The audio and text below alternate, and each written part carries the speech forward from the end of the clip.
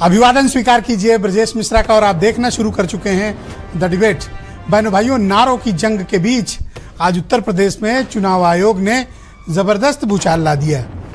13 नवंबर को होने वाला उत्तर प्रदेश का उपचुनाव का मतदान एक हफ्ते के लिए बढ़ा दिया गया। अब यहाँ 20 तारीख को वोटिंग की जाएगी। कारण ये बताया गया कि कुछ त्योहार और पर्व हैं, इस कारण तिथि बढ़ाई गई है।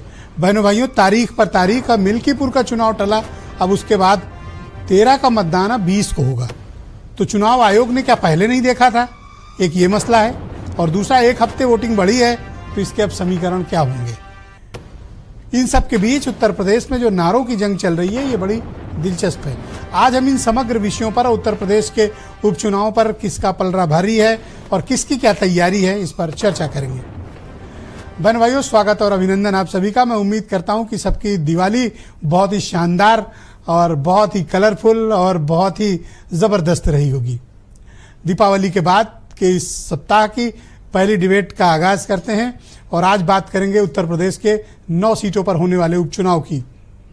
आज दोपहर जब हाई प्रोफाइल कार्यक्रम तैयार किए जा रहे थे, उत्तर प्रदेश की 9 सीटों पर जो उपचुनाव हो रहे हैं, बड़े बड़े नेताओं के प्रोग्राम, चीफ मिनिस्टर के और समाजवादी पार्टी के राष्ट्रीय अध्यक्ष, बाकी बड़े नेताओं के कार्यक्रम लग रहे थे। उसी बीच दोपहर में लंच के ठीक पहले एक धमाकेदार खबर दी भारत निर्वाचन आयोग ने, और उत्तर प्रदेश में होने वाले उपचुनाव को जो 13 तारीख होना था, उसको आगे बढ़ाकर 20 तारीख को कर दिया गया।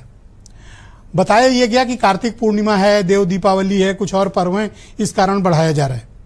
लेकिन बहनों भाइयों, ये बात थोड़ी हजम इसलिए नहीं होती है क्योंकि आयोग ने पहले भी देखा होगा कि कोई ये त्यौहार कोई अचानक से नहीं आए हैं।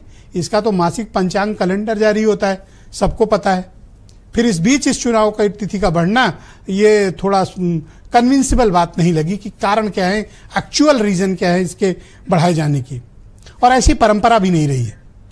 नॉमिनेशन की प्रक्रिया के बाद 25 अक्टूबर को यूपी में नॉमिनेशन की प्रक्रिया पूर्ण हो चुकी है। उसके बाद कोर्ट भी इंटरवीन नहीं कर सकता चुनावों को लेकर, लेकिन चुनाव आयोग ने 13 तारीख की तिथि को बढ़ाकर 20 कर दिया। तो नॉमिनेशन और वोटिंग के बीच का जो एक लीगल टाइम होता है, अब वो एक सप्ताह बढ़ गया है। इसके कारण तो एक्सप्लेन कर रहा है आयोग, लेकिन इस बात को कन्विंस करने में अभी तक सिर्फ प्रश्नोट ही आया। इस कारण अभी एक्चुअल मंतव्य क्या है ये स्पष्ट नहीं हुआ, लेकिन अब एक सप्ताह बढ़ा है। बहनों भाइयों, मैं दीपावली के बाद से मैंने आपको पहले ही बोला था कि चुनाव उठ नहीं पा रहा है। उत्तर प्रदेश में इस बार चुनाव का जनता माहौल नहीं बनने दे रही। नेता तो कोशिश कर रहे हैं, लेकिन माहौल जो बनना चाहिए, जिस टेम्परेचर में उत्तर प्रदेश के चुनाव होते हैं, वो टेम्परेचर अभी आया नहीं। तो अब जब तिथि बढ़ गई है, आज हम 4 तारीख में हैं और अभी 14-15 दिन प्रचार के लिए और इन्हें मिल जाएंगे, 16 दिन, तो उसमें क्या तैयारियां हैं? तो आप देख रहे होंगे कि एक नारा चला, बीजेपी ने एक नारा दिया। नारा क्या है? बटेंगे तो कटेंगे। इसका जवाब क्या आया अखिलेश यादव की तरफ से? जीतेंगे तो जुड़ेंगे, जुड़ेंगे तो जीतेंगे। वो अपनी कम्युनिटी के लिए कह रहे हैं, पीडीए के लिए। तो मायावती कहाँ पीछे रहने वाली थी? उन्होंने नारा दिया, इन दोनों से दूर रहोगे, सेफ रहोगे, हमारे साथ रहो। मायावती का नारा है।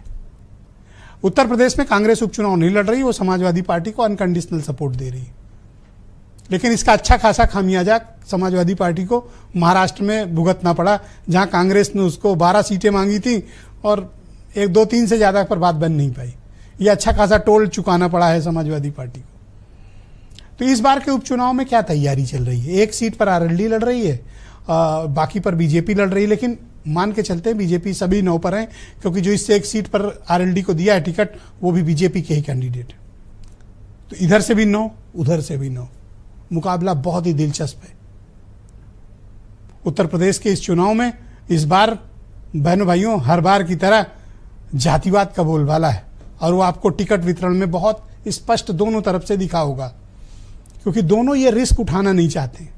अपोजिशन, जिसने पार्लियामेंट इलेक्शन में लीड ली थी, वो अपनी बढ़त को खोना नहीं चाहता, और बीजेपी, जिसके साथ लोकसभा के चुनाव में उत्तर प्रदेश में कांड हुआ राजनीतिक रूप से, अब वो वापस अपनी जमीन को पाने के लिए कोई भी चुनौती और कोई भी हद पार करने को तैयार है।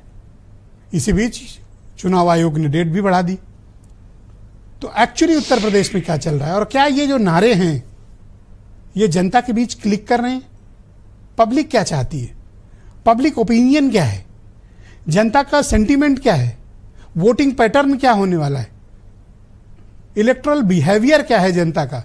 क्या वही जो मई जून में था या फिर उसमें बदलाव आया है?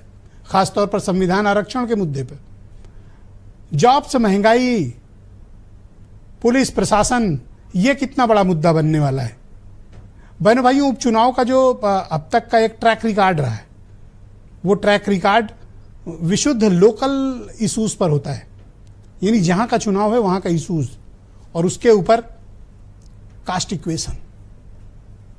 सत्ता पक्ष को एक मनोवैज्ञानिक बढ़त बाई इलेक्शंस में होती है, क्योंकि इतनी सीटों से न सरकार बनने वाली है न सरकार गिरने वाली है, न किसी को कोई बहुत अप्रत्याशित लाभ। लिहाजा एक मनोवैज्ञानिक रूप से अपोजिशन सत्तारूढ़ दल को होता है, वो कोई भी पार्टी हो। लेकिन इस बार के चुनाव में ऐसा क्या है? आज हम इसकी पूरी विस्तृत विवेचना करेंगे, डिस्कस करेंगे, अपने मेहमानों के जरिए समझेंगे कि उत्तर प्रदेश का ये उपचुनाव कितना महत्वपूर्ण है, और इसमें दो पर्सनालिटीज और दो पार्टियों की लड़ाई है, योगी आदित्यनाथ वर्सेस अखिलेश यादव और बीजेपी वर्सेस समाजवादी पार्टी। आप कुछ स्टेटमेंट सुने, फिर आज की डिबेट हम आगे बढ़ाएं। कटेंगे तो कटेंगे, एक रहेंगे तो नेक रहेंगे। अब बीजेपी बटेंगे तो कटेंगे, और सपा एंड कंपनी के लोग क्या कह रहे हैं, जुड़ेंगे तो जीतेंगे।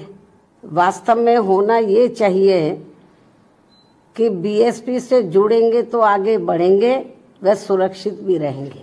अब ये छोड़िए बांटने और काटने वालों की बातें, उस सारा पीडीए परिवार माननीय अखिलेश जी के नेतृत्व में एकत्रित है, और जिस तरह से लोकसभा का परिणाम आया उससे भी बेहतर परिणाम आने वाले विधानसभा के इस उपचुनाव में भी, और आम चुनाव में तो वो फिर इतिहास रचना ही रचना है।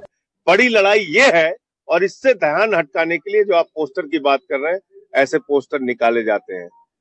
ना इस देश का दलित, पिछड़ा, आदिवासी, अल्पसंख्यक इनके किसी भी नारे में फंसने वाला नहीं है। सब मिलकर बीजेपी को हराएंगे।